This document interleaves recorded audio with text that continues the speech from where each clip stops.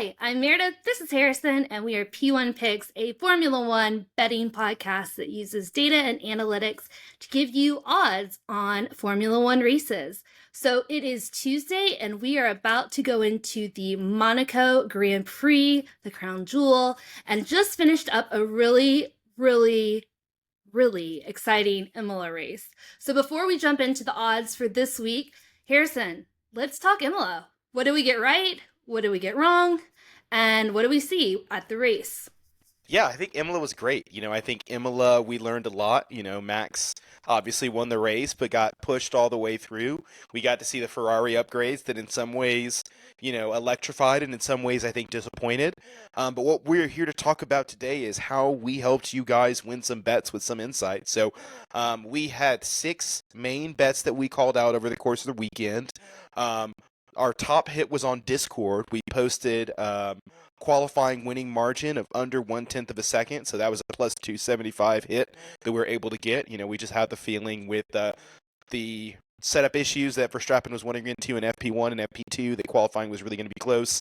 Whoever qualifies on pole in Imola really has an advantage, a little bit like the next race we're talking about. One thing that you guys will have heard me harp on post Miami was that we really believed that the Ferrari updates were going to put Charles in a place to be on the podium. And I think that was a total correct hit, right? Plus 100, I think our followers there were really able to understand that, anytime you're able to get Charles on a podium hit, anytime you're able to get plus odds for Charles going into, I think, podium the rest of the year, that's going to be a great bet. So yeah, I'm really happy we were able to lock up the Charles podium. One thing that we didn't hit on was we thought the race was going to be between a 5 to 10 second margin. That was another plus 100.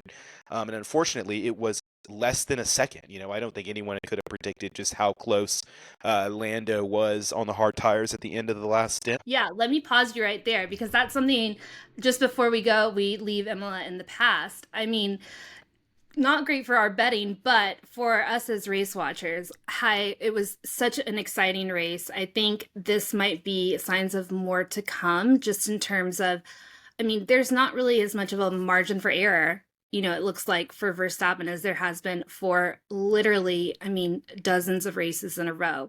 So I think that, us calling out a 5 to 10 second cushion, I think that is the trend that we have seen for a very long time.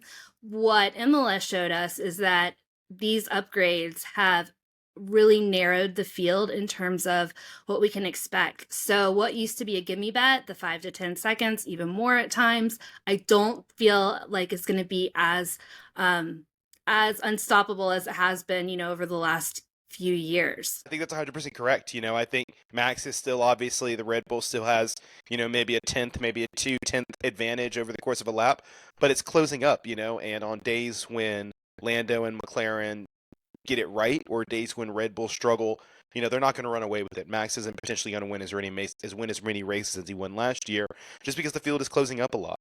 And just kind of with that, Lando Norris to finish on the podium and Oscar Piastri to finish in the top 6. That was a bet we put out right before the race. That's minus 240. That was a hit. I think Piastri is pretty strong. He was potentially had the pace to be on the podium there. Max Verstappen to win the race and Charles, we really called this out. I think anytime you're able to get Max to win in plus odds, you've really got to be careful about what else is attached to that. But Charles was always going to have the pace to finish on the podium.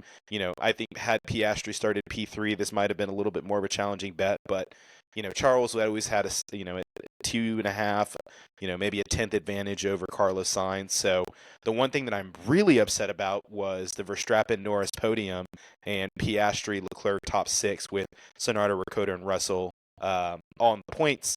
Everything on that hit except for Danny Rick in the points. And I really think that had the Racing Bulls not tried to stop early to undercut the Haas, to undercut Hulkenberg, who was kind of ruining their strategy, I think they would have been more competitive. But I hate the fact that Ricciardo was pitted so early and that, Lance Stroll was able to get him kind of on the opposite strategy by running long. So yeah, I think that was a little bit of a hard claw. I think we would have potentially gone 3 for 3 this weekend, but still, 4 for 5 and 2 for 3 on race day picks is pretty good. So I think Imola, what was the final tally on that?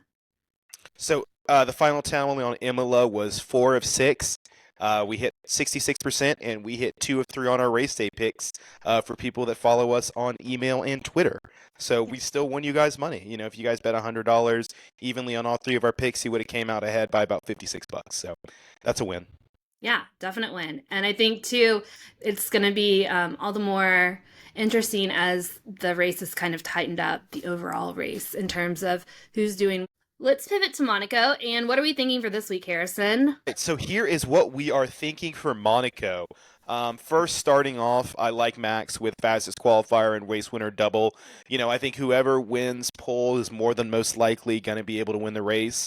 There's a little bit of a chance of rain on Saturday, but there is crucially no chance of rain on Sunday, so we're not potentially going to see the same kind of issue like we saw last year where, people pitting for the intermediate tires at the right or wrong time really help people jolt up the ladder.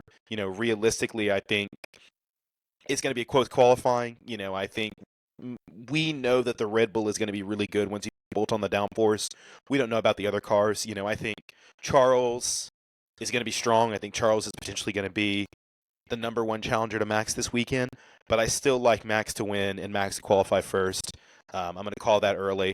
One thing that I do want to call out here is I want to call out Max's qualifying lap from Bahrain. In particular, when we look at this second sector, right, he is going at pretty low to pretty medium speeds, having to change direction a lot and really work that hard tire pretty well. So I think we can learn a lot from a betting value to look at the second sector of Bahrain and say, okay, this is a really similar section of the track to what we're potentially going to see in Monaco. So one thing I wanted to pull for you guys is let's look at the best sector 2 times as we look at Bahrain. So Charles is up there, Lando is up there, and the person I want to call out as being pretty strong is also Alonso, right? We know Alonso is pretty strong in Sector 2. I think they're going to have a really strong race as well. I also want to call out Lance Stroll and Hulkenberg, right? Both of these guys, both of these cars are pretty strong through that first sector, only being about 4/10 of a second behind, 3/10 of a second behind Max. So what can we infer about that, and what can we take that to mean? I like Nico finishing in the points here. I think Hulkenberg's been a super strong driver this year, maybe a top 7 driver. When you look at his Imola performance, when you look at his Miami performance, he is consistently beating his teammate. He's not putting the wheel in the wrong place. And I think he's got a lot of confidence right now. When you have a lot of confidence, that means you have a lot of lap time around Monaco. So I think that's going to be a huge piece. I like Hulkenberg at plus 195. I think we hop on that early. I think this is a little bit of historical performance. We know Ocon finished in the podium last year. Depending on your book, you might be able to even find better odds than plus 130. But I really like Ocon points finish here. I think Ocon and Alpine really struggle with the Alpine engine. They're struggling to get that car, struggling to get that engine to have the amount of horsepower on the long straights. But the great thing about Monaco is there's not a lot of long straights. You're going to be able to recharge that battery a lot. And I think over one lap, this is a car that's made Q2, multiple times this season. If they're able to pull this car into Q3, or if someone is able to make a mistake ahead of them, you're looking at Ocon potentially finishing in the points. So I don't expect a super strong Alpine this weekend. I don't expect a podium Alpine, but I do expect them to be, fighting for 7th, 8th, and 9th, potentially with the Mercedes when we look at what it's like to bolt on that downforce. This is another bet that I like. Looking at this bet, I want to take into two things. One, we know that looking at Bahrain Sector 2 times, that the Aston Martin is really strong. We also know that the Aston Martin is really dragged, right? They seem to struggle with top speed down long straights. The third piece is, I think Fernando Alonso had a bad weekend. So I'm expecting Fernando to bounce back after a really hard weekend and at least finish top 6, right? At least knock off one of the Mercedes, at least knock off one of the McLarens, because he's got a strong car. He was really strong last year. And generally, Alonso is a driver who we expect to be on a driver's track like this. We expect to be really, really strong. So he got embarrassed last weekend. I expect Alonso to show up motivated. to put the car in a good place. I think he knows that he could have won last year had circumstances gone differently. So I think there'll be that extra motivation. But once again, I think from a realistic betting perspective, Max is going to win. Max is going to win the double. Let's go ahead and get plus 170 odds on Max to start the weekend. In case you're listening and not looking, we Yep. have Max Verstappen, fastest qualifier and race winner. I think that's a fantastic pick. I mean, it's Monaco. If you qualify first, you have a very high likelihood of winning, Yep. barring anything weird happening. Next bet we have is Nico. Points finish, that's plus 195 odds. So if you bet 40, you could potentially win 78. I think that your Nico analysis is correct. I don't know why I'm so resistant to giving Nico his flowers at this point because, like you said, he's been really consistent. That Haas has looked way better than expected. And I don't feel like this is a far stretch, and those odds give you a nice little margin, especially on Tuesday going into the weekend. So definitely would consider putting points finish Nico Hulkenberg, putting some money down now on that. The next bet that you went over, Harrison, was Esteban Ocon points finish. That's plus 130 odds. So bet 40, win 52. And yeah, Esteban was on the podium last year. I don't think that will happen again, circumstances again. But Alpine looked a lot better last weekend. And I think that what they don't do well isn't going to haunt them at Monaco, like you said. So not a lot of long straights, no long straights really. So I think Alpine plus 130 is a good bet here on Tuesday. And then your final bets were Alonso focus. So top 6 finish. I feel like this is a really good call out. That's plus 115 odds. So bet 40, win 46. I think that last weekend went about as poorly as possible. So I think looking at your Bahrain analysis, that's really, really smart to look at, just in terms of downforce and what we're expecting out of these cars.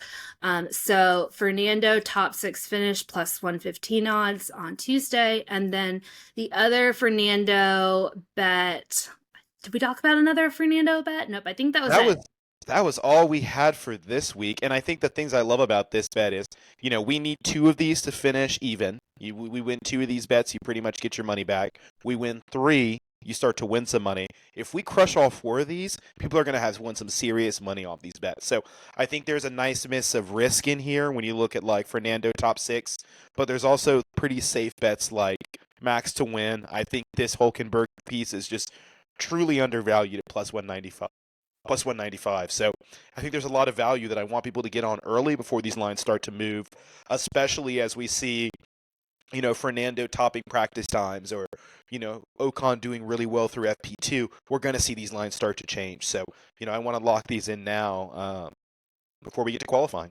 Yeah, and that's what Tuesday is all about. It's kind of, again, us looking at data, different tracks, similar tracks, and trying to get you an extra special value earlier in the week. And then as we get closer to race day, qualifying day, free practice days, we'll definitely have an eye on the timesheets and then come to you guys again after qualifying for our final race bets. Anything else you have for us today, Harrison? No, I think we've got some good picks. We'll be following this up on email and on Twitter, so make sure you guys are following us on the social medias. Like, subscribe, and retweet. We really appreciate all of it. We got our first comment, so I think we're cooking, guys. We're cooking. Yeah, this is great. All right, well, we will talk to you soon. This is P1 Picks, and look forward to talking to you guys after qualifying. Thanks.